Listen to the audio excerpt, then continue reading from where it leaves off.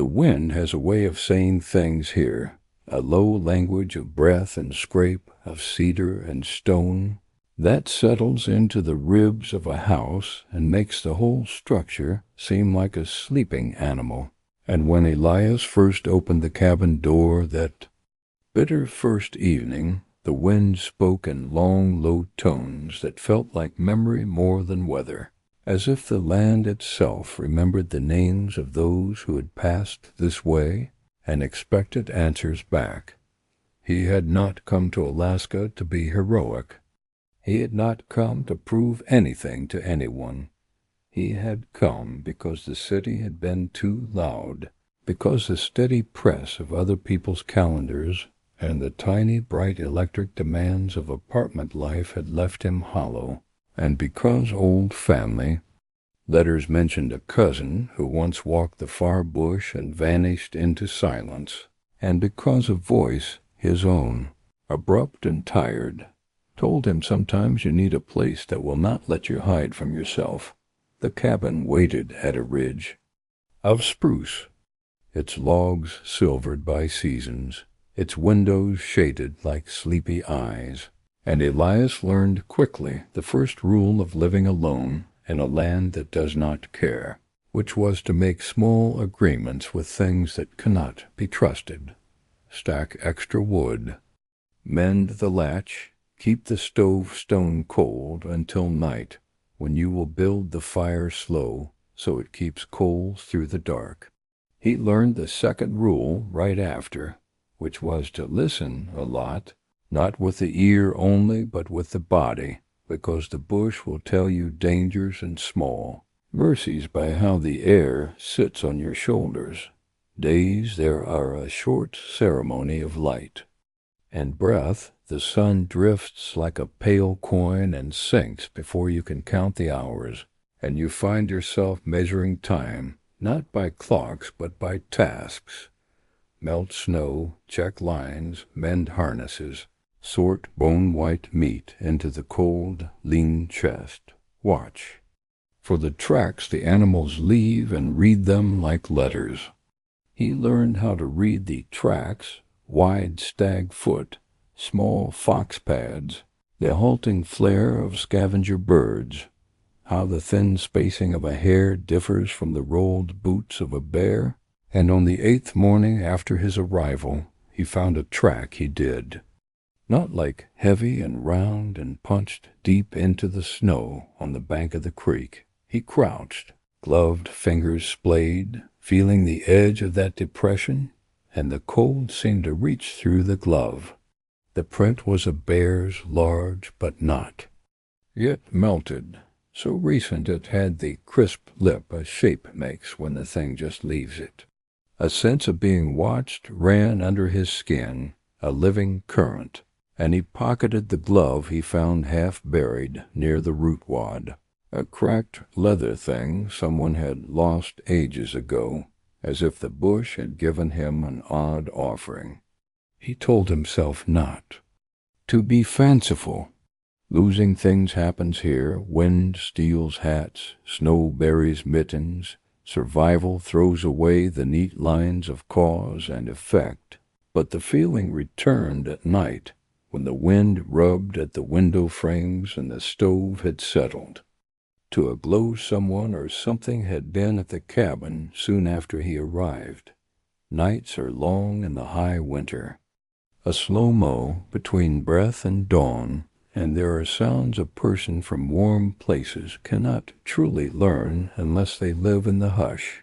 Ice growing and popping in long metallic twangs, the small soft footfalls of something crossing the porch, then fading. The whisper of the spruce boughs rubbing together like hands in prayer, and the far lonely chord's wolves sing when the moon hides behind cloud.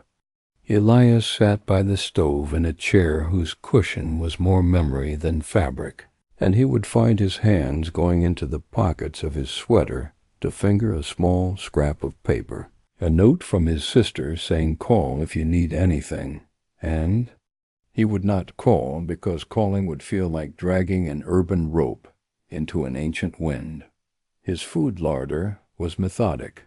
Tins of thick beans, salted venison he had cured in a hurry, jars labeled with the careful block letter of a man who once taught himself to can peaches in city apartments, and fresh meat lines from a small trap line he'd set.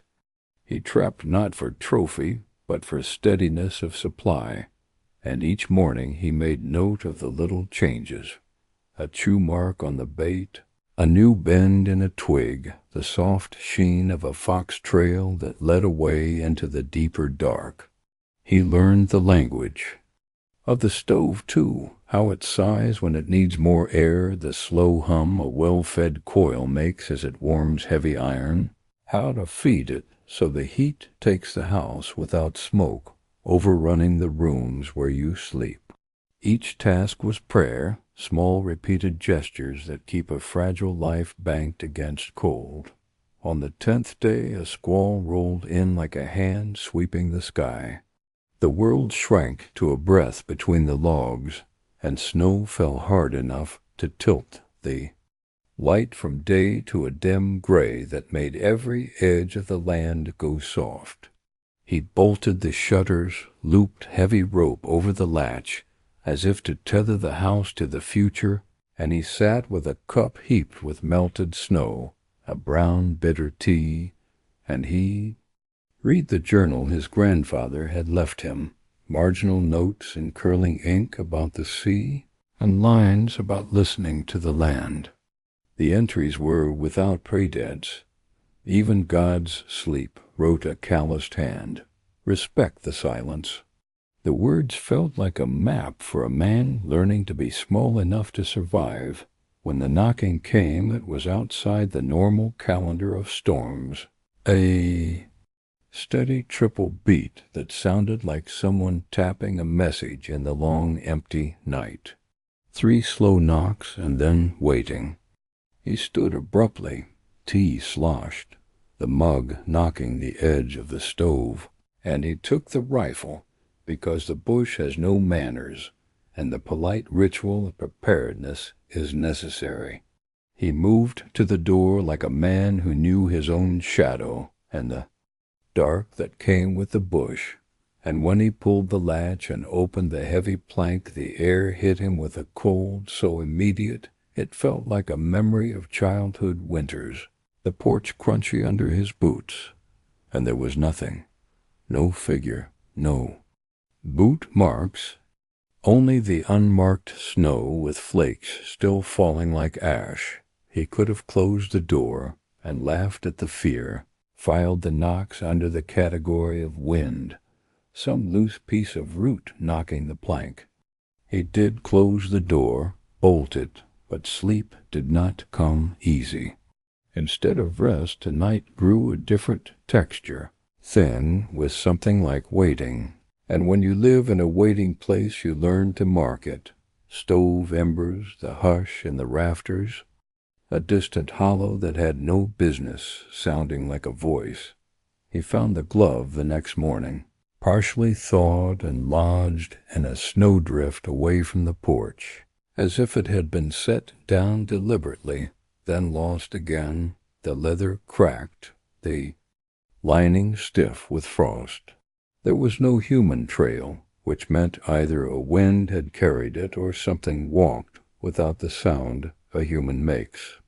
He put the glove into his pocket, but woke often thinking of it, the cloth inside smelling faintly of an old kind of smoke, the kind of smoke that means hearths have seen gatherings in a long-gone year.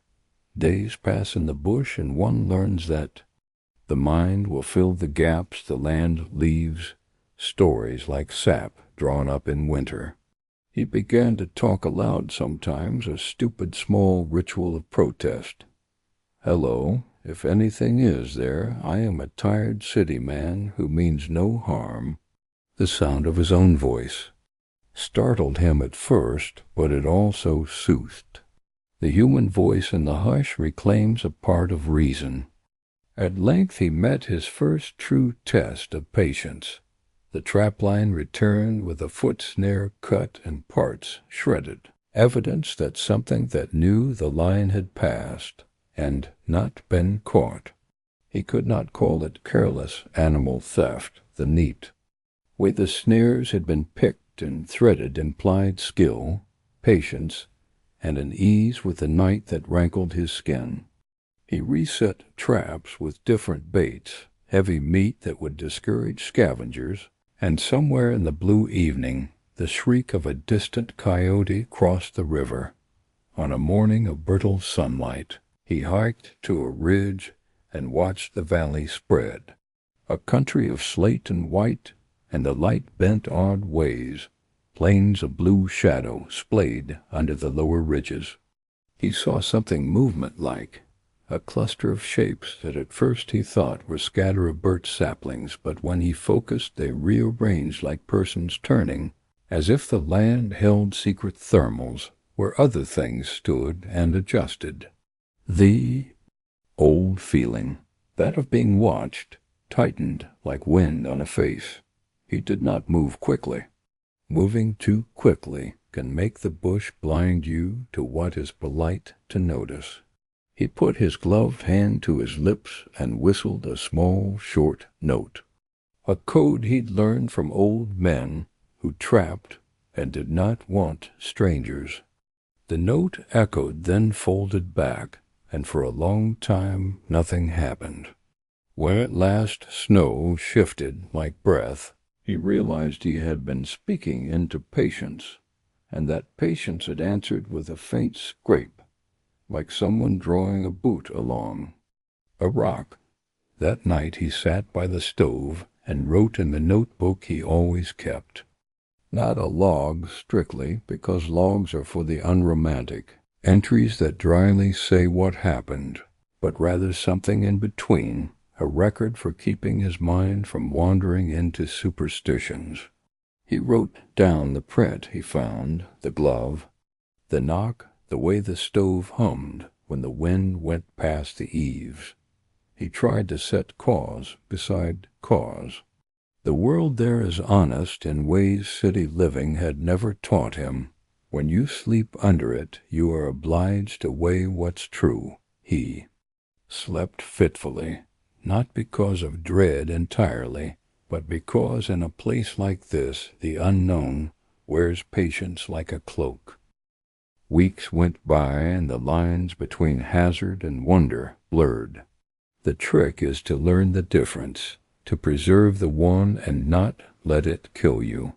He found a carved spiral in the bark of a stripped spruce tree, the grooves shallow but deliberate, and beneath its roots a circle of small stones, arranged with a neatness that argued hands, not wind. He did not take them. He left them a small offering of cured jerky he had wrapped in brown paper, and he understood afterward that in the bush reciprocity matters, even with things one does not name. The answering silence the next day felt softer. For the gift doth as months settle into a man you become rhythm, and he learned the patterns of frost and thaw, the way the crust on new snow pirouettes under a boot, the way the light sharpens like steel on certain hours of morning. He spoke sometimes into the night and received replies like small entertainments, the creak of a distant limb, an owl's soft roll nearby, the scuff of something passing on the hill that sounded like a deer but moved wrong. He began to sing, softly, old sea shanties he'd learned when younger, and the song seemed to please the air. Music in the bush is a telling thing. Small rhythms flatten fear and call other things to accept your name, on a night when the aurora painted the sky. In long green hands he walked the ridge, the cold gnawing at noses, the stars sharp and innumerable.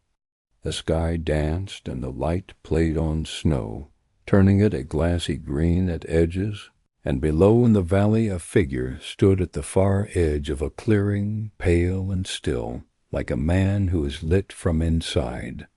Elias saw it and held his breath. The wind stilled in a way that made his ears ache, and he could hear the snow hiss where the figure had been.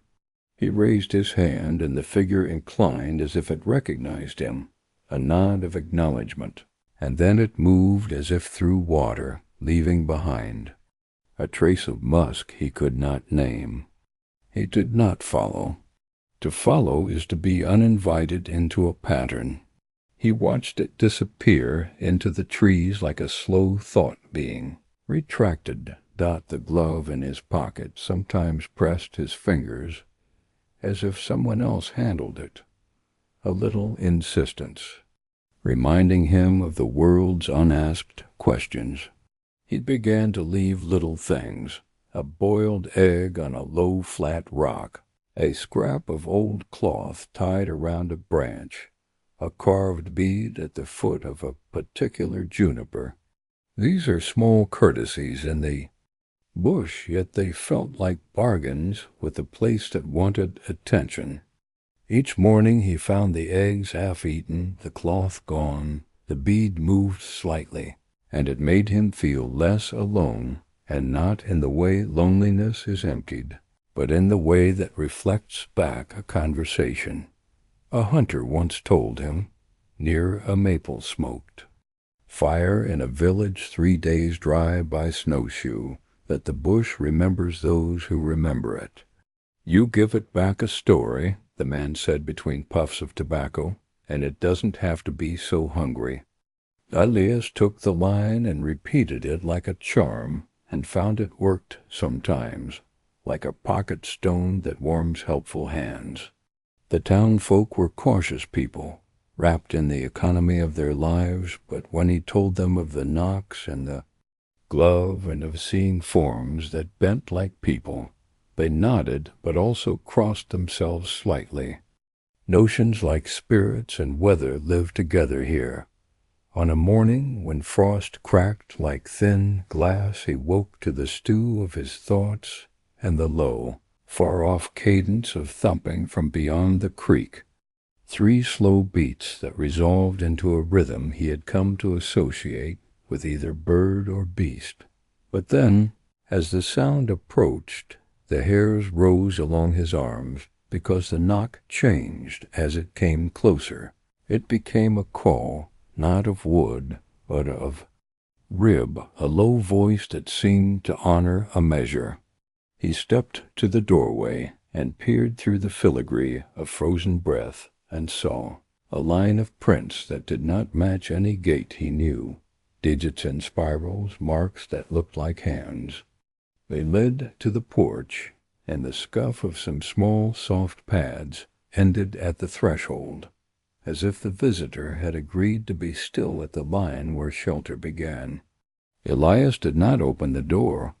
He left it and placed a bowl of hot broth at the step, instead a neutral offering, and watched through the glass. The bowl was empty in the morning.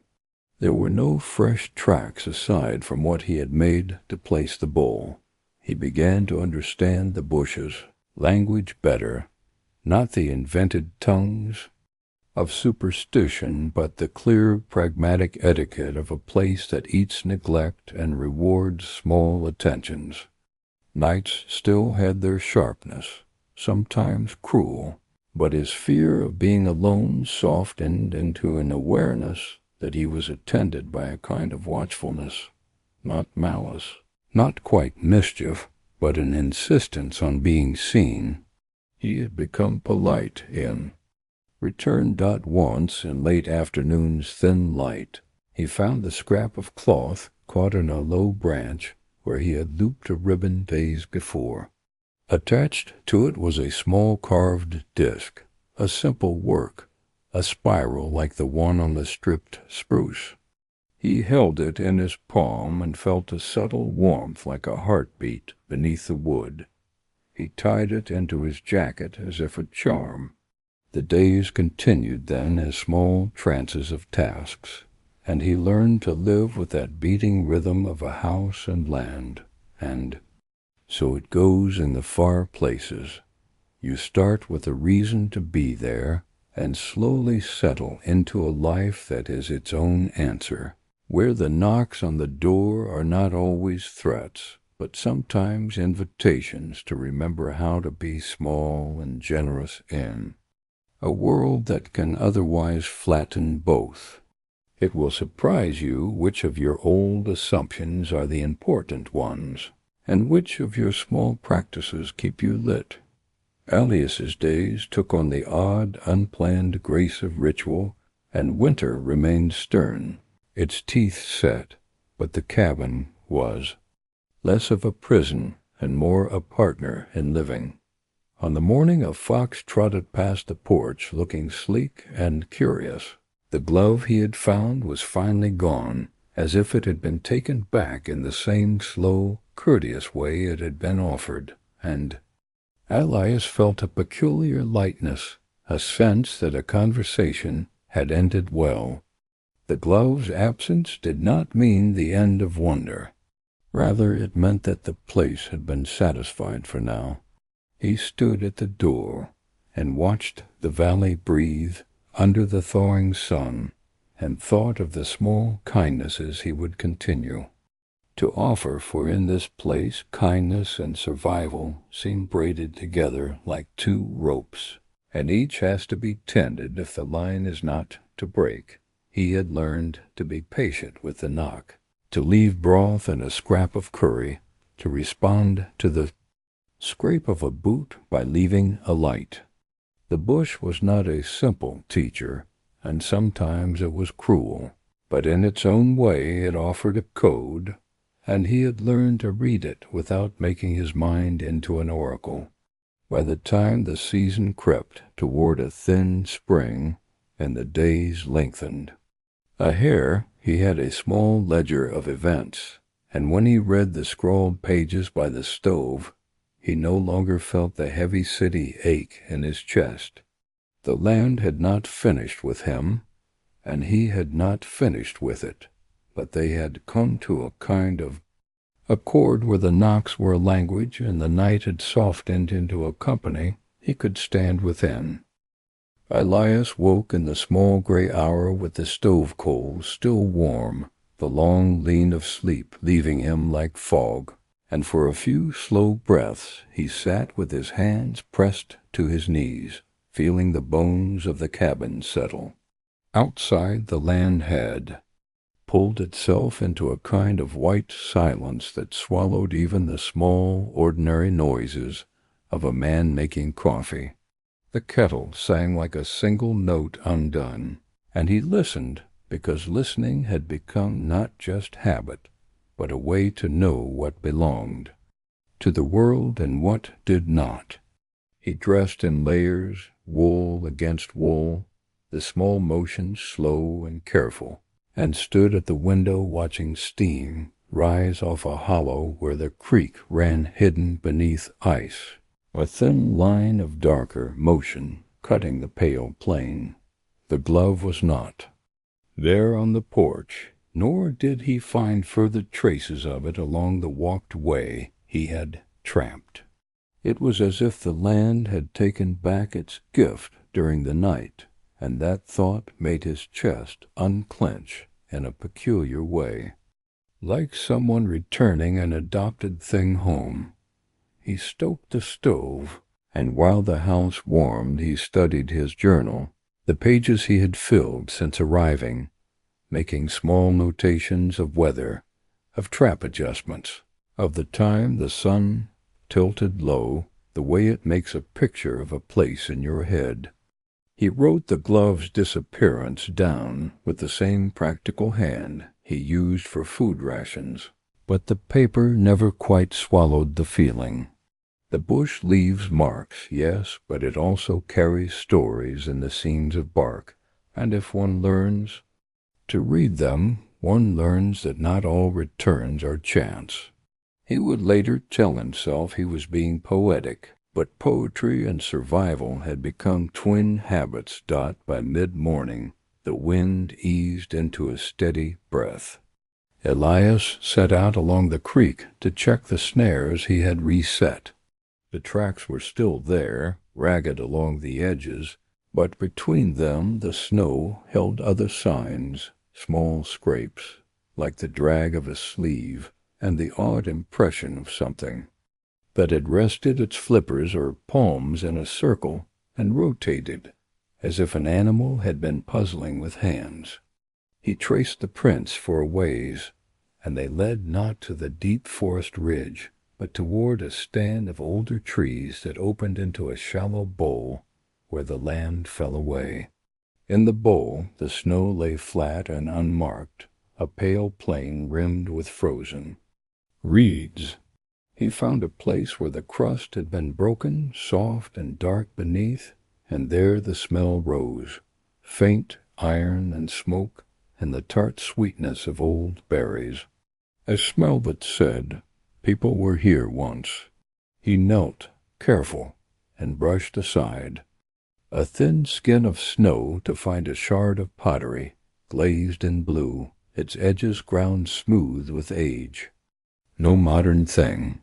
Someone had camped here long ago and left this like a punctuation. Elias tucked the shard into his jacket, with the bronze ring from his own key, a small joining between him and earlier hands. He followed a faint movement of bird, thinking that perhaps the crows or ravens had marked what he sought. But the birds kept distance, and as he walked deeper a sense came over him that the contours of the land were changing, not by dramatic motion, but as if a new memory had been laid over the old one. He remembered the old man at the village store saying, half in jest, half in warning, "The bush remembers those who remember it," and the tone of that sentence had lodged like a pebble. If the land keeps stories, perhaps it also keeps debts. He moved gently, like a careful reader turning a page dot.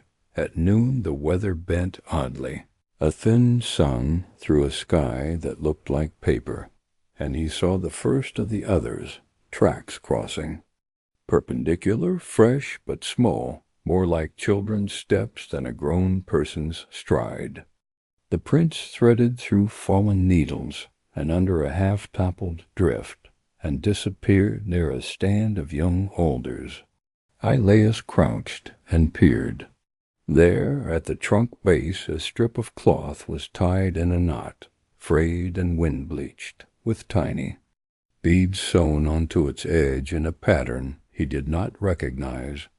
The beads were not modern plastic, but carved bone, smoothed by hands and seasons into rounded shapes.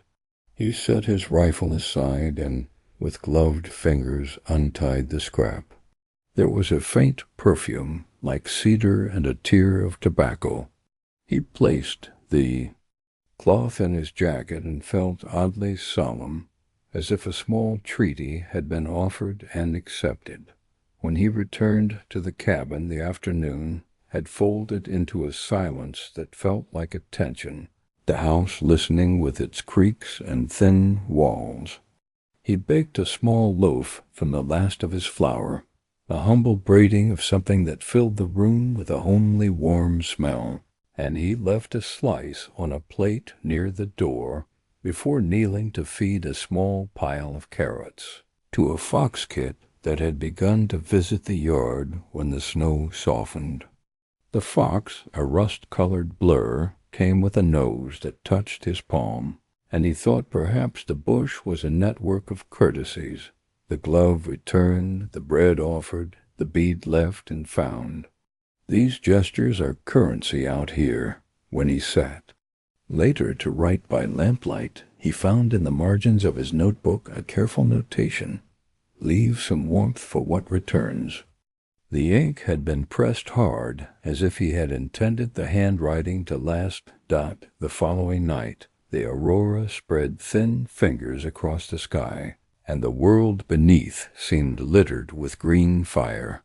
He stepped from the cabin and breathed the cold, and looked up until his eyes began to water.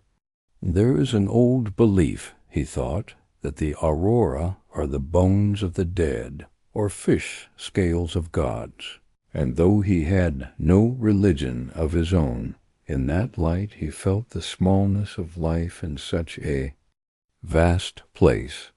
On the ridge below, he saw movement.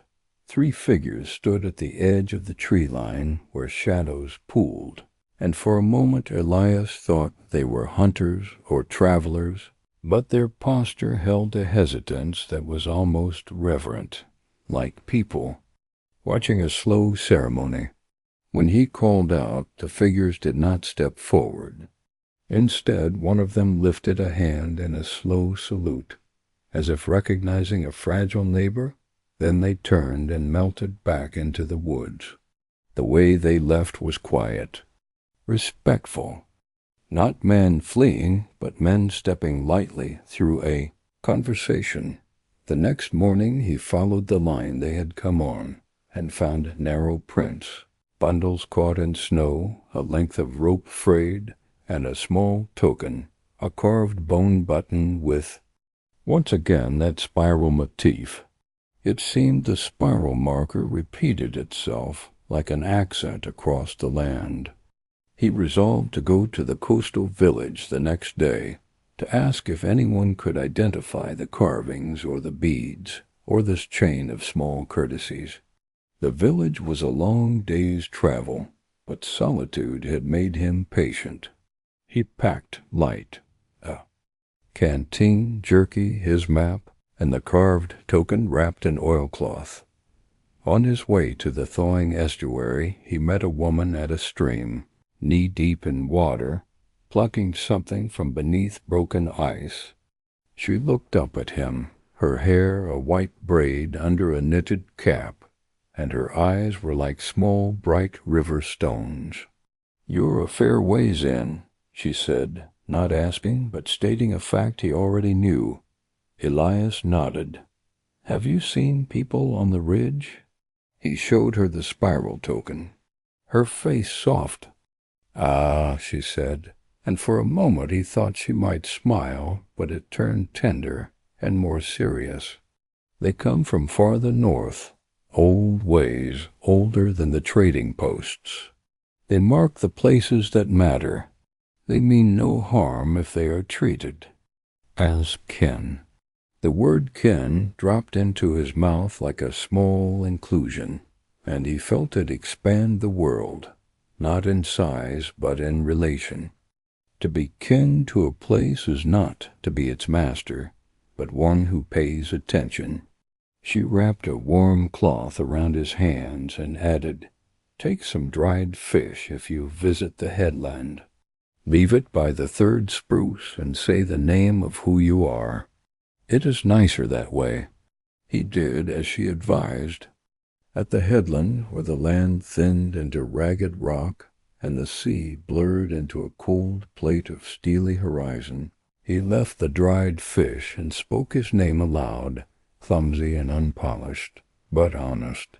The gulls watched from above, and for a while the wind held its tone. Nothing dramatic happened. The ritual was small, but it felt like solder on a scene. Small acts sometimes remade the world enough to let a man pass. He felt less intrusive on the land afterward. Back at the cabin a week later, the snow changed character. Warm days crept like a conspirator, and the crust on the snow softened into a hollow that could hide things easily. He shifted his traps, began to thaw out the top layer of the storeroom, and he noticed more signs of passage, the thin trail of prints at strange hours. The oddities of items moved a hand's breadth to the left on the porch, a smear on the window that looked faintly like breath prints of a small child. He told himself again that the bush always hands back what it's given, and he tried to keep the tradition alive with small gifts, a bowl of stew left by the porch on nights of thunder, a scrap of cloth tied round a low branch when the moon hid. The reciprocal kindness seemed to keep things quiet. One night, in late thaw, a storm rolled in with the kind of honesty that strips away polite pretenses, wind that blew along the axis of your spine, rain that came down as slanting, glassy needles. The house rattled and the rain tapped the eaves until sleep was impossible. Elias woke in the long hours to the sound of distant voices carried on the wind, syllables that were not words he knew, but rhythms as old as tide.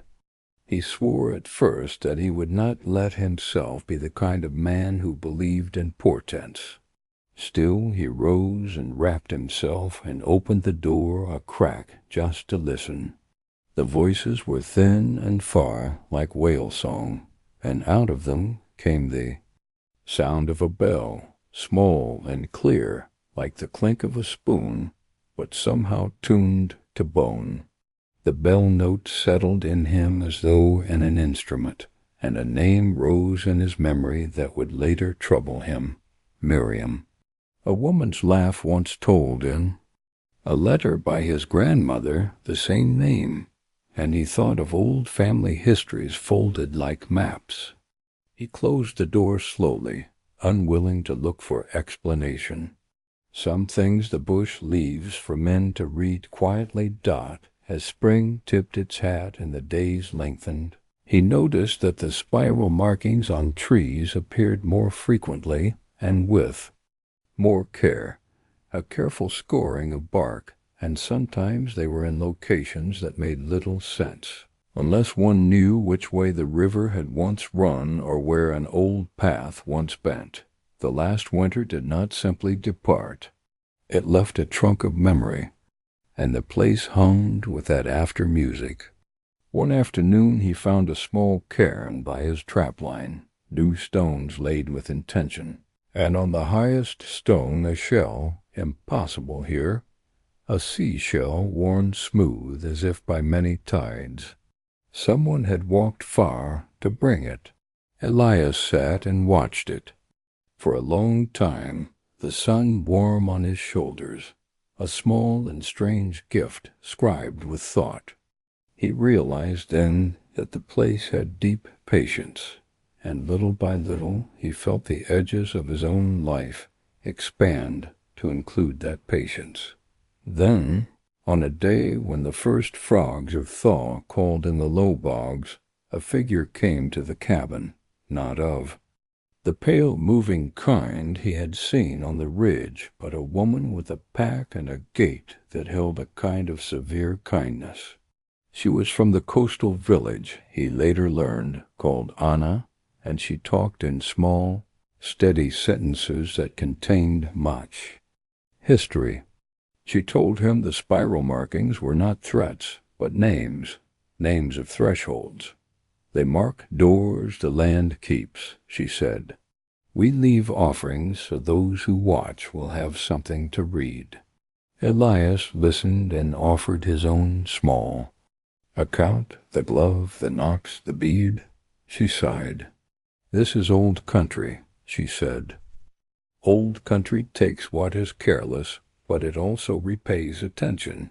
You have done enough to be seen kindly. He thought of his little rituals and felt them grow in his mind like seedlings starting to rise. That evening, Anna taught him a different way to listen, not only to sounds but to pattern, to which prints were tight and circling, which were long, and migrating, how the wind turns the reeds in the marsh when it remembers a path. She showed him how to braid small charms from grass and thread and bury them shallow where a tree root would keep them. It tells them our names, she said, and gives them a reason to pass on. Elias braided clumsy charms and wondered if gestures could indeed persuade something larger than human to treat you as neighbor rather than harvest. Weeks folded into a slow, bright seam. The glove's story never fully unrolled. Sometimes things unmake themselves from human hands, and sometimes the land keeps them as instruction. Elias kept his promise to the place. Small acts of attention, food left where tracks ended, the turning of the old bell's note in the night, only when he felt it necessary. He set himself not against the bush, but beside it, which is a different posture entirely. His journal filled with short, exact lines, and the house, which had begun as refuge, became a kind of classroom where the teacher was wind and snow and the tenacity of living things. One afternoon, while checking a line, he found 2 new prints, small, childlike, leading to a shallow hollow, where the impression of a sled had made a gentle furrow. Nearby, an old scarf was caught in the branch of a willow, woven with tiny beads and a knot he did not recognize. He took the scarf back to the cabin and laid it on the table. You learn in such places that things have lives beyond their utility. A scarf can carry the warmth of someone's shoulder even after the person has moved on. That evening a light appeared on the ridge, distant but kind, a small dot that might have been the lantern of a traveler or the slow blink of a house. Elias felt a strange, warm recognition, as if a letter had finally been answered. The bush had not only kept its stores, but had started, in its own manner, to hand some back dot, and in the little ledger of his days he made one final note for the season. Keep listening, keep giving, keep your fire lean and your actions small. Because out here, in the honest country, the smallest kindnesses change how the cold treats you, and a return can be a gift as simple as a glove put right in the morning. The wind did not relent through the night, its long, hollow moan threading between the boards of the cabin like an ancient song. Elias sat at the table, in the dim light of a single oil lamp, watching the flames sway with each draught. The fire in the stove was beginning to sink into a bed of glowing coals, but he didn't feed it yet. Every log mattered now, every handful of fuel, a decision measured against the days to come. The cabin was warm enough for the moment, but he could feel the temperature dropping, a slow creep from the corners of the room. In the morning he would need to go out again, farther this time, to find anything he could burn. He hadn't seen the sun for 3 days. The storm that had started as a restless flurry was now a constant wall of white. The horizon erased, the sky and ground blended into one blinding nothingness. The sound of it was the strangest thing, not just the wind, but the absence of any other life. No bird call, no groan of shifting trees, no cracking ice in the distance. It was as if the whole wilderness had stopped breathing, waiting for the storm to spend itself. His hands ached from the cold, despite the gloves he wore inside. He rubbed them together, flexing his fingers, feeling the stiffness in his knuckles. Every movement felt slower in this kind of cold, as though the air itself resisted him. He tried not to think about the provisions stacked neatly in the corner, the dwindling pile of smoked fish, the small bag of rice, the sealed jars of dried berries. Enough for perhaps 2 weeks if he rationed carefully. But 2 weeks could stretch forever in weather like this. He reached for the journal he had been keeping since arriving in this part of Alaska. The pages were filled with cramped, slanted handwriting, half sketches of mountain silhouettes, ice floes, tracks of foxes and hare. It was a habit born partly from loneliness, partly from the quiet fear that if something happened to him, at least there would be a record. He wrote about the cold tonight, about the sound of the wind, about the feeling in his gut when he imagined stepping outside in the dark. Then, without thinking, he wrote her name Mara. He stared at it for a long time. It had been months since he last thought about her with any clarity, yet the isolation seemed to bring her closer in some strange way, as if the distance between them could be closed by sheer memory. The lantern flickered low. He adjusted the wick, poured a little more oil, careful not to spill. Oil, too, was limited. Everything here was limited. In the lower drawer of the table, he kept a small map of the area, penciled with trails he had explored before the snow deepened. A river ran just half a mile to the east, but it would be frozen solid now, the ice thick and treacherous.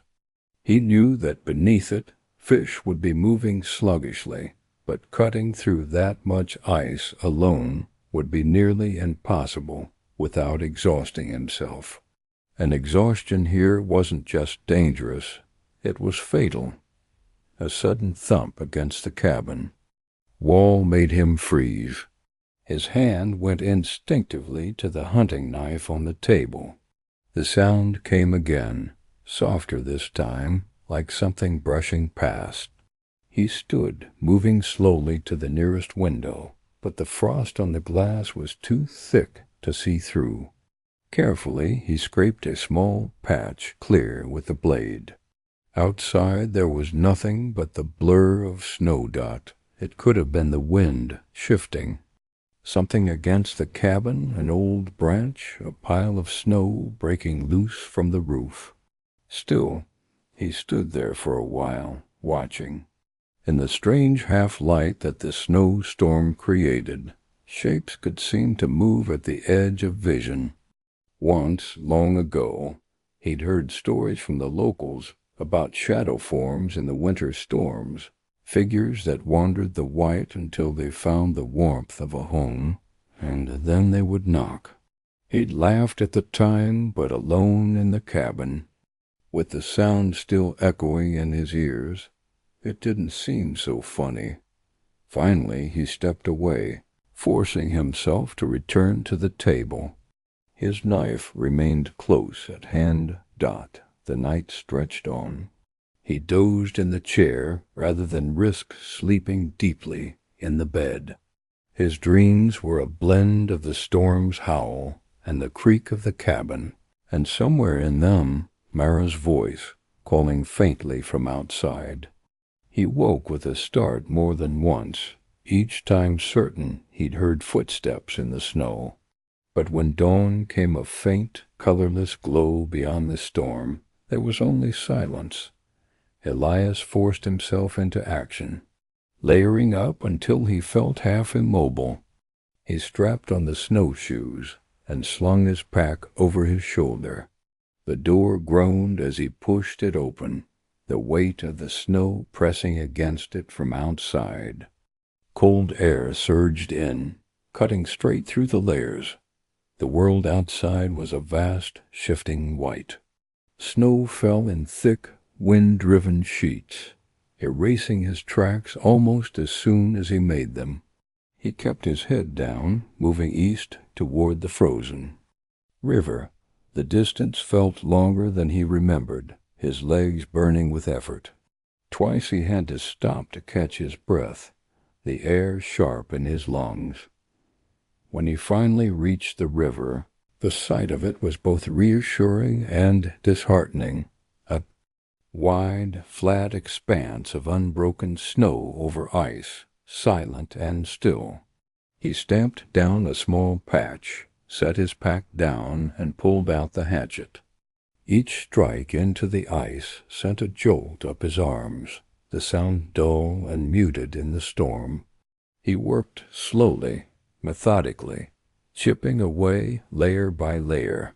His breath formed a thick cloud around him, and sweat began to gather beneath his clothes despite the cold dot. After what felt like hours, the ice gave way to the dark, cold water beneath. He crouched low, peering into the small hole. The movement below was sluggish, barely there, but enough to give him hope. He set a simple line and hook, waited, with a small bit of smoked fish. Then he waited. The storm pressed on around him, the wind whispering against his hood. Minutes stretched into an hour. His fingers began to numb despite the gloves. then finally a tug. He pulled the line slowly, carefully, until a flash of silver broke the surface. A small grayling, not much but enough for a meal. He reset the line, hoping for another, but after another hour with nothing, he decided it was time to head back. The trek to the cabin felt longer than the journey out. His legs were heavy, and his mind kept drifting toward the warmth of the stove. When the dark shape of the cabin finally appeared through the snow, he almost laughed with relief. Inside, he cleaned the fish quickly, setting it over the fire to cook. The smell filled the small space, warm and alive. He ate slowly, savoring each bite, the warmth spreading through him. Outside, the storm raged on, but for the moment he felt steady. That night, as the wind shifted and the walls creaked, he thought again about the sound from the night before. He thought about the stories about the things that moved unseen in the snow, and he wondered if someone or something was out there, how much longer would it wait? The question followed him into uneasy sleep, carrying him forward toward the next day, and whatever waited beyond the storm's edge. The storm finally broke 2 days later. It did not end suddenly. Rather, it thinned and faded like a tired breath, the snow falling in finer, lazier flakes, the wind easing, until the silence felt heavier than the noise had been. When Elias stepped outside that morning, the sky was a pale wash of gray, and for the first time in days he could see the distant ridge line, sharp and white against the horizon.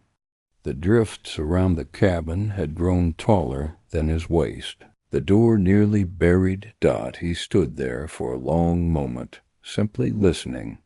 The silence of the Alaskan wilderness after a storm was a thing unto itself, dense, complete, almost alive. It pressed in on him, making every sound he made seem too loud. His boots crunched against the snow with each step as he moved toward the small clearing, scanning for any sign of animal tracks. There were none. The absence troubled him. Usually, after heavy weather, the snow held the marks of foxes or snowshoe. Here's sometimes even the deep prints of a moose moving along the tree line. But now the world seemed untouched, as though nothing had dared move during the storm. He decided to go farther than the river today. The cabin was stocked with water from melted snow, and the single fish from 2 days ago had kept him steady, but he needed more. The storm had been a reminder, one that pressed into his bones, that out here there was no one coming to help him. You survived because you prepared. Or you didn't survive at all. Dot, with his snowshoes strapped on and his pack loaded with the essentials: hatchet, rope, a small handsaw, a tin of tea, and the remaining oil for the lantern, he headed north. The air was brittle and clean, the cold so sharp it almost felt like it hummed against his skin. The snow underfoot squeaked, with each step the sound carrying strangely in the vast emptiness. Hours passed as he moved along the edge of the spruce forest. The trees here were ancient, their branches heavy with snow, their shadows cutting long blue lines across the white. It was in these woods that Elias hoped to find signs of life tracks, droppings, anything to tell him that the storm had not driven the animals too far. At last, near the base of a small rise, he found them. A line of delicate prints, each one pressed deep into the snow, leading toward the thicker forest. Snowshoe hair. The tracks were fresh, the edges still sharp. No wind-blown crust over them. He followed, careful to keep his steps quiet.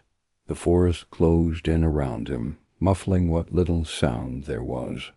His breath steamed in the cold air, and every few minutes he paused to listen. Somewhere ahead, faint and quick, he heard it. Soft thump of movement on snow. His pulse quickened. Slowly he unslung the small bow from his pack. Hunting with a bow in this weather was no easy task, but the rifle was loud and ammunition was precious. He caught sight of the hare at last, its fur a perfect white against the snow, its ears twitching as it paused to nibble at a twig. Elias steadied himself, drawing back the string.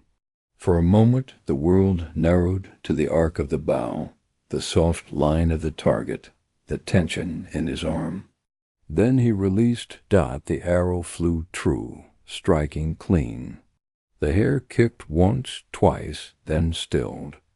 Elias moved quickly, murmuring under his breath in a habit learned from an old hunter years ago, a quiet acknowledgment of the life taken. The animal was small, but it was food, and food was survival. He wrapped it in cloth and placed it in his pack, scanning the snow for more tracks. By midday, the light had already begun to shift toward the long, slow sunset that Alaska kept in winter. The sun never truly climbed high, instead hovering low on the horizon, casting an endless twilight. Elias stopped at the edge of a frozen creek, the ice glassy and unbroken. He knelt, brushing away snow until he could see the trapped bubbles. Beneath, no sign of fish here, but the water below was clear good for melting later. He built a small fire in the shelter of a fallen spruce, careful to keep it low and smokeless. From his pack he took the tin of tea and melted snow in his small pot. The steam rose in slow curls, and the smell of the tea seemed impossibly rich after days of cold air and fish. He ate a strip of dried meat and half of one of his remaining biscuits, forcing himself to stop before he ate more.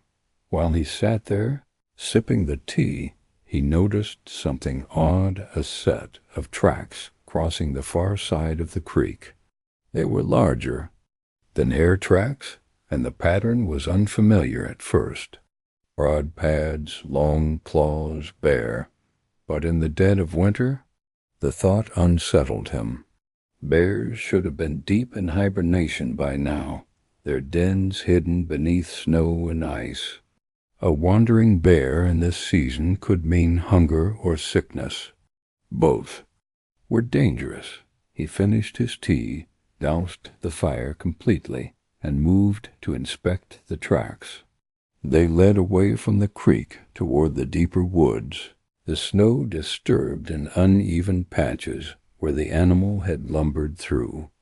Elias followed for a short while, noting the way the prints veered, doubled back, and then disappeared near a tangle of brush. No sign of the bear itself, but the idea of it lingering in the area stayed with him. By the time he turned back toward the cabin, the sky had begun to dim to a deep, cold blue. The walk back was harder, the air colder, the weight of the hare and his pack heavier with each step. His thoughts kept drifting to the empty whiteness around him, the way the snow seemed to swallow sound and shape. More than once, he thought, he caught movement in the corner of his vision, but each time he turned, there was nothing. When he finally reached the cabin, the relief was physical, like stepping into another world. He hung his coat, lit the lantern, and got the fire going strong. The hare was cleaned, its meat set aside for the next day's meal. The skin he stretched near the stove to dry. It might serve as a patch or a liner later. That night, as he sat at the table with his tea, Elias thought again about the strange bear tracks, and about the sound he had heard against the cabin wall during the storm. A part of him wanted to dismiss it all as nothing more than the wilderness being what it was, wild, unpredictable. But another part, the part that had heard the old stories from the village, whispered otherwise. He remembered one tale in particular, told by a man with a face like weathered stone. A tale about the Akwak-it-tuk, the white bear that did not sleep, a spirit shape that wandered the winter storms, searching for those who traveled alone. If it found you, it would follow for days, sometimes weeks, waiting until you were tired, hungry, or lost. Then it would come close enough for you to see its eyes in the dark. Elias shook his head at the thought, but still, when he banked the fire and lay down for the night, he kept the bough within reach, just in case the wind had died completely by midnight, leaving only the creak of the wood as the cold deepened. Outside the snow was untouched, the night heavy with silence. But somewhere in the distance, faint and low, came the sound of something moving slow, deliberate across the frozen ground. Elias woke before dawn, though in winter that meant little. The darkness was still absolute, a thick curtain wrapped around the cabin. The fire had burned down to embers, the air biting cold. He lay there for a moment, listening. Nothing. No wind, no shifting snow, no distant calls of night creatures. Only the kind of silence that could make a man feel like he was the last living thing on earth. He rose, fed the stove with a few pieces of split spruce, and watched the flames catch. The orange glow spread across the small space, revealing the familiar shapes of his tools, the bundled pelts, the rough shelves lined with jars. The hare from the day before was gone now, boiled into a thin stew that had filled his belly. But not for long. He'd need more food. And soon. But what sat heavier on his mind was the sound from the night before. That slow, deliberate movement across the frozen ground, far enough away to be uncertain, close enough to make his skin prickle. He told himself it could have been a moose, or even the settling of snow from the trees. But deep down he wasn't. Convinced, Elias dressed in layers, pulling on thick wool socks and his worn fur-lined coat. The rifle this time, not the bow. If there was a bear real or otherwise, he wanted the kind of stopping power only the rifle could give. He slung his pack over his shoulder, stepped outside, and inhaled sharply at the cold. It was the kind that made your lungs ache, that froze the inside of your nostrils, that wrapped itself around your bones. The snow underfoot was crusted from the night's deep freeze, holding his weight for the first few steps before breaking with a muted crunch. He scanned the area around the cabin. Nothing unusual, just the pale expanse of snow, the trees dark and still in the distance. Then he saw them dot tracks, not far from the cabin, leading in from the north, looping wide, before disappearing into the tree line again. Broad pads, long claws, the same as before. He crouched, touching the nearest print. Fresh, too fresh. The edges were still sharp, the snow inside the depression soft and powdery. He felt a twinge in his stomach, a tightening in his chest. A bear this close to the cabin, twice in as many days, was no coincidence. And if the stories from the village had any truth to them, distance wouldn't matter. Still, he followed. The tracks led him through the fringe of the spruce forest, where the snow was shallower under the dense branches. The air here was even colder, heavy with the faint scent of pine and something else, something faintly metallic, almost like blood. The further he went, the more the unease settled into him. He could hear his own breathing, loud in his ears, and the occasional snap of a twig under the crusted snow. He found the first sign near a frozen pond. The ice was fractured in one place, the snow around it disturbed. A few streaks of red stood out stark against the white. Something had been here. Something had fed here. Elias crouched again, studying the scene. The bear tracks circled the pond, overlapping themselves in places. There were also other tracks, smaller, more erratic, a fox perhaps, or a wolverine. But those ended abruptly near the red marks. He didn't linger. The hairs on the back of his neck wouldn't let him. The day wore on in its strange, slow way, the light never more than a dim wash of blue and gray. He managed to snare another hare by early afternoon and found a few edible shoots beneath the snow near the base of a willow. Not much, but enough to stretch the supplies for another day or two. Still, the tracks haunted him. Every time he glanced toward the tree line, he half expected to see movement. A flash of white, the gleam of an eye dot by the time he returned to the cabin. Dusk had settled again. He lit the lantern, stoked the fire high, and set the hare to stew with the last of the dried herbs from the shelf. The smell filled the cabin, warm and earthy, but did little to ease his mind. He decided to prepare. The rifle stayed loaded and close at hand. The axe, too.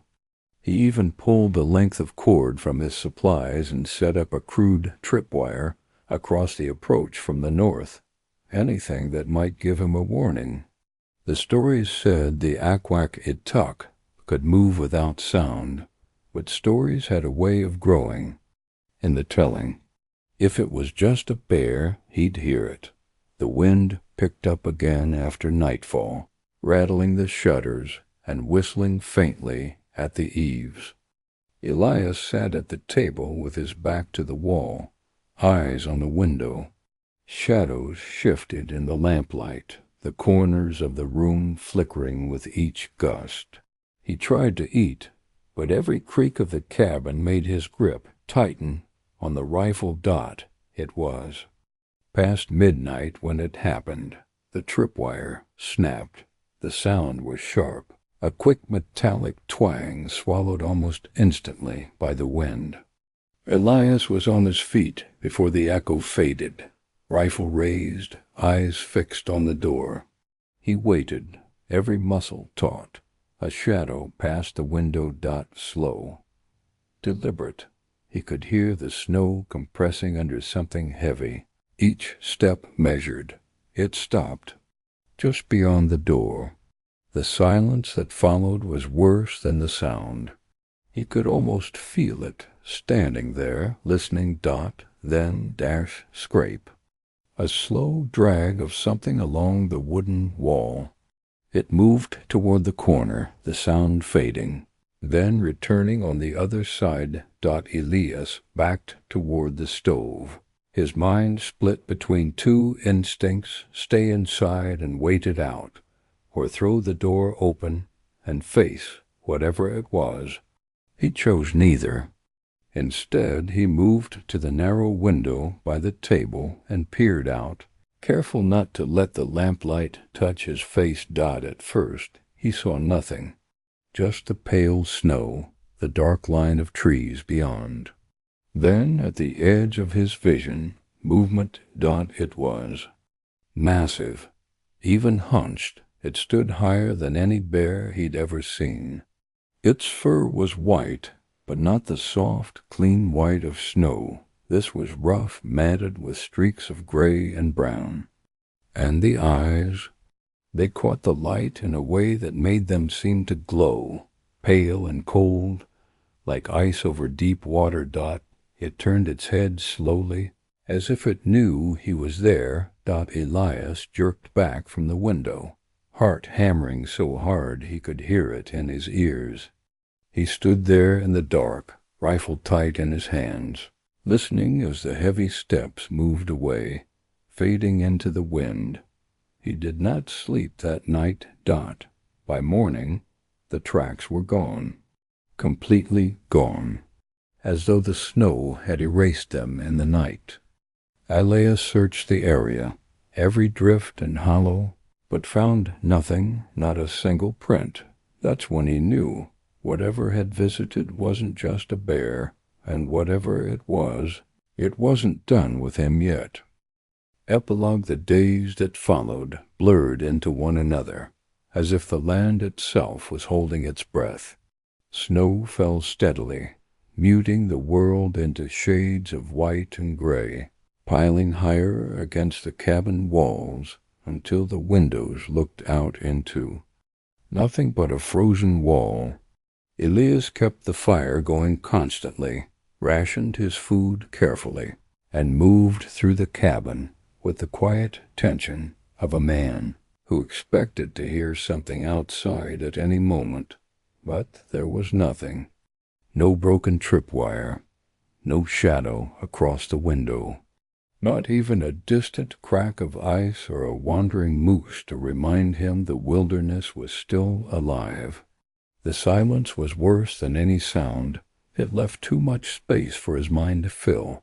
On the 5th day, he decided to leave. Supplies were too low, and the isolation was gnawing at him in ways the cold never could.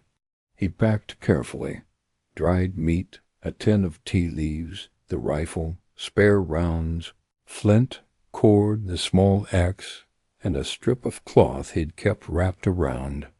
The heft since his father gave it to him. The air outside was still and biting. The snow underfoot was powder again, deep enough to make each step heavy. The tree line loomed like a black wall in the distance, and beyond it, the trail that would take him back toward the village, if the trail was even passable now. He hadn't gone more than an hour before he found them. Tracks the same broad paths, the same long claw marks pressed deep into the snow. They led away from the direction he was heading, curving back into the forest. His breath clouded the air as he crouched, fingers brushing the print's edge. Fresh, too fresh. He knew he should keep moving toward safety. He also knew that whatever it was, it had been close all along. The pull was strange, part fear, part compulsion. He followed. The tracks led him deeper into the forest, where the snow thinned under the spruce canopy. The air here felt different.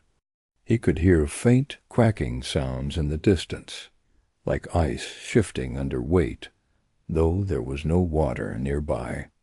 Shadows hung heavier between the trees, the weak daylight struggling to reach the ground. He came to a clearing. At its center stood something that made his stomach drop. A mound of snow and ice shaped like a cairn, taller than a man, rough and uneven as though made hastily. The tracks circled it once, then disappeared entirely. No leading away, no sign of disturbance, just gone. Elias approached slowly. The air felt colder here, biting in a way that reached through his coat and into his skin. He reached out a gloved hand to touch the mound, and the moment his fingers brushed the surface, he felt it beneath the ice. There was fur, and it was warm. A sound broke the silence then, a low, rolling growl, so deep it seemed to vibrate through the ground. Elias stepped back, heart hammering. From the far side of the clearing, between two trees, something moved. It was the same towering shape from that night. The same rough white fur, the same pale eyes that didn't blink. It stepped into the open, and for a moment they simply regarded each other, man and beast, locked in stillness. Then it turned, slowly, deliberately, and walked away into the trees. vanishing without a sound. Elias stood there for a long time, staring after it, his breath sharp in the cold air. When he finally moved, he didn't follow. He turned back toward the trail, toward the distant promise of the village. But he knew, as surely as he knew the cold would never leave these lands, that it wasn't the last time their paths would cross. Somewhere out there the Akwak Etuk was watching and waiting.